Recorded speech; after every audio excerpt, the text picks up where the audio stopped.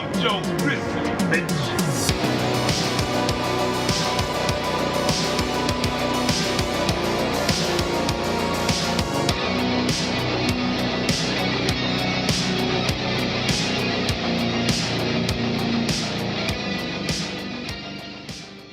What up, me militia? I'm Mean Joe Grizzly, and when I'm not failing miserably to stop a cursed monkey toy, I'm at the Grizzly Cave, watching movies, reading the comments, listening to metal, and of course, crushing beers. And I am back to give y'all my review of the latest Stephen King adaptation, The Monkey. Can Oz Perkins go 3 for 3 and continue off the success of LongLegs from last year? Let's find out. This is Grizzly Grade Reviews.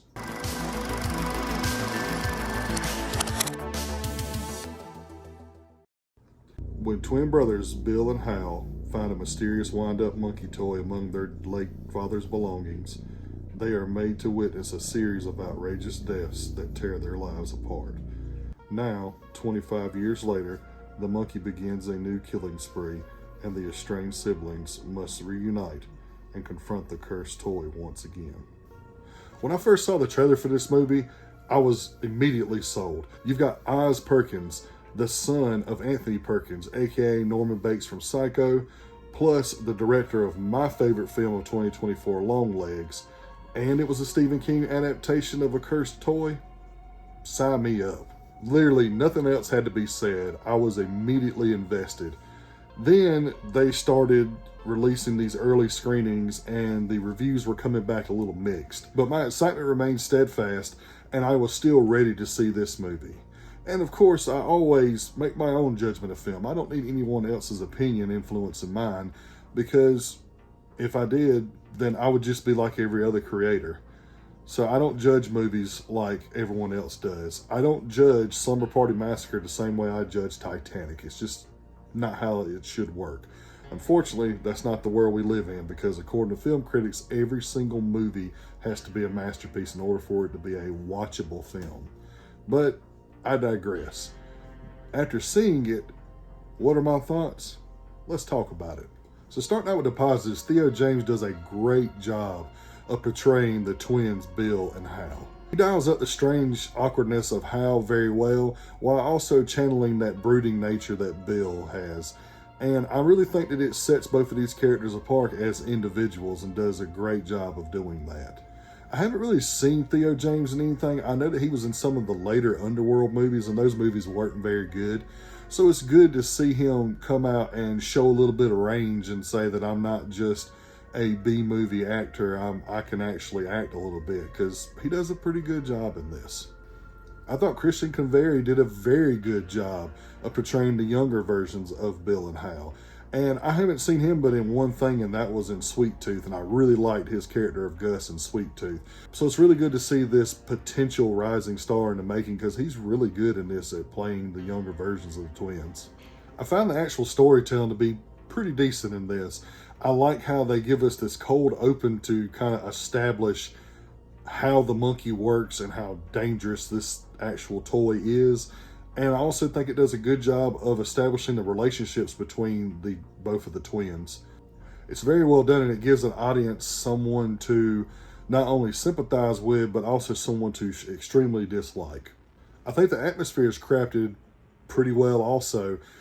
Oz Perkins has this knack for just building an atmosphere around a movie. It's very, very well prevalent in his other films, particularly LongLegs, but The Monkey is no exception. It does this great job of building this creepy, uneasy atmosphere, even though this movie and LongLegs are not in the same universe as far as quality goes. He nevertheless establishes a good atmosphere with this as well.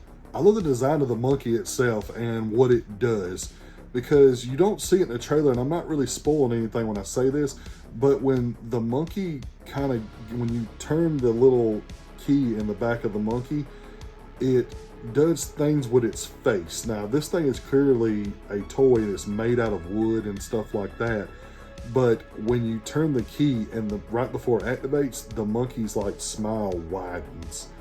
And it's very unsettling and very uneasy when you see it. It's just really, really creepy. And I felt like that I was expecting them to bring in the cymbal clapping monkey, but instead we got a drumming monkey.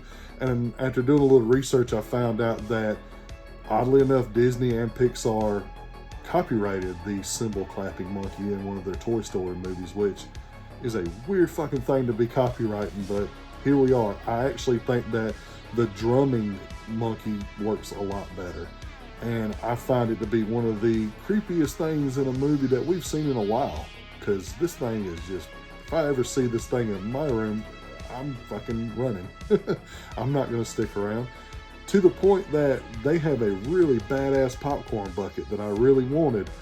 But I got to looking at it and it creeped me out too much, so I didn't buy it.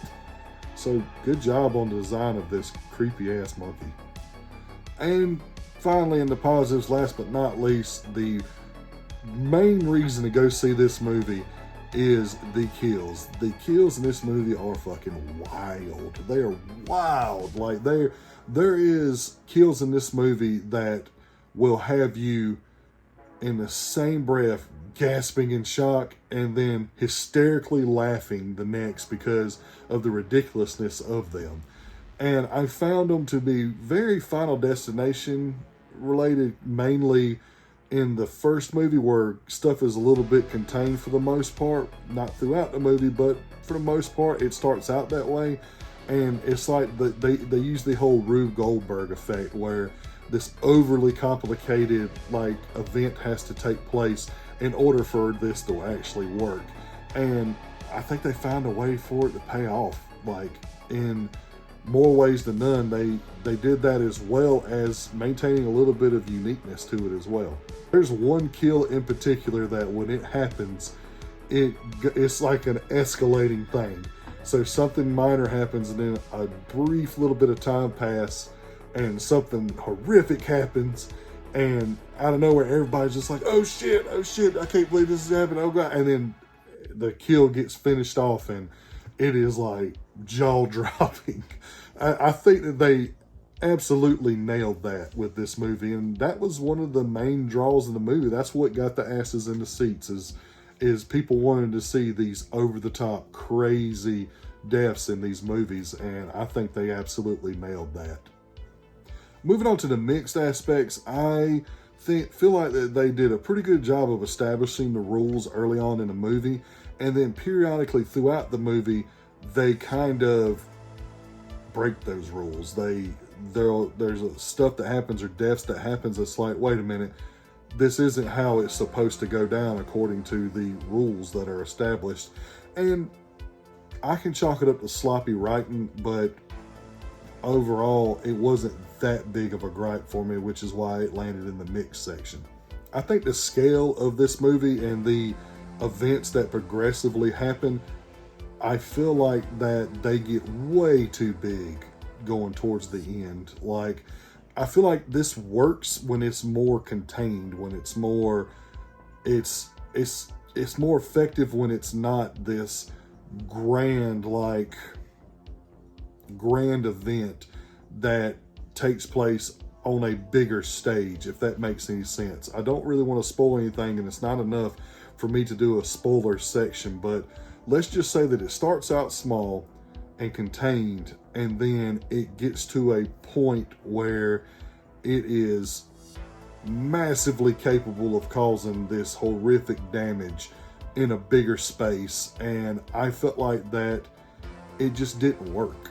I felt like it worked a whole lot more when, you know, people were messing with the monkey and then some horrific accident would happen to them, and it would build tension better. And then towards the end, we get to a point where the monkey just does what the hell it wants. And when it does it, it's like massive on the scale of what it does. And I know I feel like I'm talking in circles here because I'm trying not to spoil anything, but I feel like it works better when it's more self-contained than it is in a grander scale. I kind of feel like that if you're going to get to that point where you're doing this stuff on a bigger scale, then you got to have sequels in there. And I don't think this movie really needs a sequel. I think it's fine as a one-off. And if they were to do a sequel, they would have to kind of progressively do it, kind of like with Smile 2. And I'm not going to get into details on that movie because it will definitely spoil what I'm trying to say here. But Smile 2 built up to that grandness, if that makes any sense. To go from 0 to 100 like that doesn't really make a lot of sense, and it doesn't really work for me. So this negative is going to lead into my biggest negative of the movie, but the final confrontation and the final reveal was... the best way I can describe it is, in the final confrontation, they have a Martha moment like they did in Batman versus Superman. And everybody that has seen this movie understands the reference that I'm making here, because it is 100% the same thing, only I think it is even less effective in this movie. My biggest complaint is the comedy. The comedy starts out great. It's this dumb, like, slapstick type of humor to a point where it's also like it's just dumb humor, and almost to parody levels. Like there are moments when the characters are doing this monologue that just sounds absolutely fucking ridiculous, and then it leads into something crazy happening. And there's also moments where we're introduced to certain characters and they are like cartoons. They are so goofy. And that's kind of the vibe of this entire movie. But the problem is that I felt like in the beginning, it was fine. But they ramp it up with each chapter in this movie. And it gets so outlandish by the end that they just lost me. It quit being funny and it started being more awkward than funny. And to me, it has to do with balancing the comedy and horror. This has been a year where these directors have crafted these great horror comedies. Companion's one of them, and Heart Eyes is another. And I feel like that this was so close to being on that level, but Oz Perkins could not dial it back enough towards the end to make it stick properly, because it was totally undercutting any of the horror aspects. Now, with that being said, this movie isn't supposed to be serious in the least. It is not supposed to be any way, shape, or form. This movie is not supposed to be taken serious. It's supposed to be dumb, splatter fun, and it still manages to undercut the movie a little bit too much for me, and the comedy just didn't land for me going towards the end of the film. And ultimately, I expected more from Oz Perkins. I expected him to balance that better than what he did. So it was kind of disappointing to see that he could not pull that off. Or maybe he wasn't even trying. Maybe his whole goal was for this movie to be silly. And if that was, he definitely succeeded. It just did not work for me. And finally, my final gripe of this whole thing is, guys, there's just some actors and actresses that people just don't like.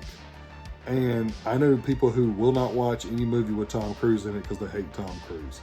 And I'm not at that level, but I am going to say that I just don't like Tatiana Maslany. And she's in a very small role in this movie that has a big impact with the relationship of the twins. But overall, she's not in the movie very long. And just in that brief moment, I was just like, ugh, why is she in this? And it has nothing to do with her personally. I just don't find her to be funny, and I don't think that she's particularly a good actress. And no matter who is directing the movie, I just don't think that she's great. She's almost like, she's like Amy Schumer. Like, she keeps on popping up and stuff, like people are trying to get us to like her, but we just don't. And I tried to like wait until I seen something other than her role in She-Hulk, because that show is a pile of shit, and I know that that's a real popular opinion, but I wanted to see if she would do better in other roles. And even though she was in this one briefly, I just couldn't stand to see her on the screen. I was ready for her to get whacked. So it's just one of those things, guys. Some actresses or actors that people just don't like, and for me, she's right there with Amy Schumer. She's not funny, and I don't find her to be a likable person whatsoever. But overall, if you turn off your brain and you go into this to have fun, you absolutely will. This movie is not meant to be a thinking man's movie. This movie isn't made for you to be completely dialed in and try to interpret everything in the movie like LongLegs was. And honestly, I was disappointed because I wanted Oz Perkins to kind of capitalize off of his success with LongLegs and like just bring out another banger right away. But instead we kind of got this. And again, I don't find this to be a bad watch. I don't find this to be a bad movie. It's just not what I wanted, and I expected a lot more out of Oz Perkins. So with all that being said, The Monkey gets a 3.5 out of 5. Go in, turn your brain off, and you'll have a bloody good time. And with that, we bring it into another episode. Thank you all so much for your continued support and patience on me bringing out this content.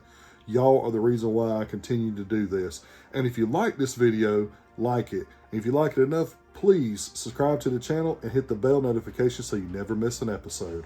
Also, please follow me on all social media platforms so you can get channel updates, movie news, and all forms of badassery. Coming up next, I don't know what we're going to be going over because we're about to get into probably like a dull couple of weeks here. I know that Mickey 17's coming out. That's something that I am interested in. But I might try to do some streaming titles and do some reviews on those. So stay tuned for all that. And remember, I'm Joe Grizzly, bitch.